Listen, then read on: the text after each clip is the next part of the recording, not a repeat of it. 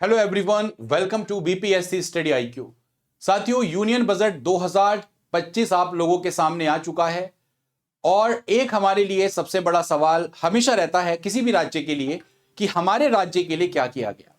तो इस बार के बजट में दोस्तों मैं क्विक रिव्यू आपको यहां पर दे रहा हूं कि बिहार के लिए क्या क्या किया गया है, उसको समझाने की कोशिश करूंगा। तो बिहार के लिए कुछ महत्वपूर्ण कामों में सबसे पहले निर्मला सीतारमण जी ने अनाउंस किया है कि हम बिहार में एक नेशनल इंस्टीट्यूट यहां पर खोलने जा रहे हैं फूड टेक्नोलॉजी के ऊपर, यानी कि खाद्य प्रौद्योगिकी के ऊपर एक राष्ट्रीय संस्थान आपका बिहार में खोलने जा रहा है, जिससे बिहार के अंतर्गत खाद्य प्रसंस्करण की बात यहां पर की गई है कि खाद्य प्रसंस्करण आप लोगों का इंप्रूव हो जाएगा, बूस्ट हो जाएगा।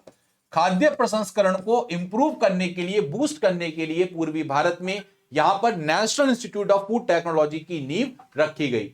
इसके द्वारा दोस्तों यहां पर यह कहा गया है कि इससे यूथ के लिए एम्प्लॉयमेंट जनरेट किया जाएगा। तो एक तो ये प्लस पॉइंट आपको देखने को मिला कि बिहार में national institute of food technology यहां पर खुलने जा रहा है।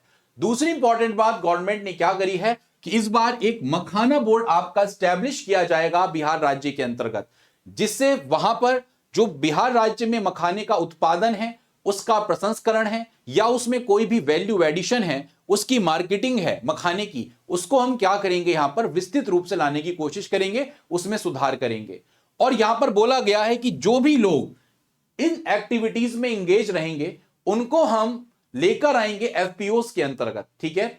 और यहां पर ये बोर्ड प्रोवाइड करेगा हैंड होल्डिंग, पूरी तरीके से ट्रेनिंग सपोर्ट यहां पर मखाना फार्मर्स को प्रोवाइड की जाएगी और ये इंश्योर किया जाएगा कि उनको बेनिफिट्स मिले। तो यहां पर मखाना बोर्ड स्टैब्लिश करने की बात की जा रही है और ये बोर्ड यहां पर हर तरीके की सुविधाएं हमारे मखाना फार्मर्स को देने जा रहा है। इसके अलावा दोस्तों गवर्नमेंट ने यह कहा है कि हम आईआईटी पटना को एक्सपेंड करेंगे।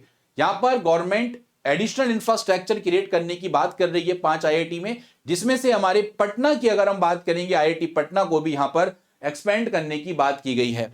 इसके साथ साथ बिहार में दोस्तों नए ग्रीनफील्ड एयरपोर्ट बनाने की घोषणा हमारी निर्मला सीतारमण जी ने की है, यह बात ध्यान रखें। पटना और बिहटा एयरपोर्ट के अतिरिक्त हवाई अड्डे यहां पर बनाए जाएंगे, यह घोषणा निर्मला सीतारमण जी ने की।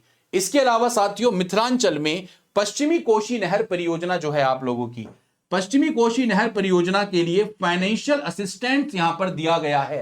और यह कितना दिया जा रहा है तो दोस्तों मिथिलांचल क्षेत्र में 50,000 हेक्टेयर क्षेत्र में खेती करने वाले जो किसान हैं इनको डायरेक्टली इससे लाभ होगा और उन्हें सिंचाई का पानी बहुत बेहतरीन तरीके से मिलेगा। दोस्तों ये कुछ अनाउंसमेंट हमारे निर्मला सीतारमण जी के द्वारा किए गए हैं और एक न्यूज़पेपर में पढ़ रहा था, उसमें लिखा था कि निर्मला सीतारमण जी जो शनिवार को आज जो बजट भाषण प्रस्तुत कर रही हैं, इन्होंने जो साड़ी पहनी हुई है उसका भी दोस्तों बिहार से खास कनेक्शन है। क्या है कि साड़ी पर है मिथिला पेंटिंग और ये उन्हें पेंटिंग पद्मश्री पुरस्कार प्राप्त करता दुलारी देवी जी ने गिफ्ट की थी। तो ये बिहार के लिए एक बहुत अभूतपूर्व बात है और मैं उम्मीद करूंगा बाकी जो बजट के आपके बेनिफिट्स हैं वो बिहार को तो मिल ही रहे हैं। तो ये था दोस्तों क्विक रिवीजन और बाकी की अपडेट्स के लिए जुड़े रहे हमारे चैनल से। धन्यवाद, thank you so much and may God bless you all. धन्यवाद।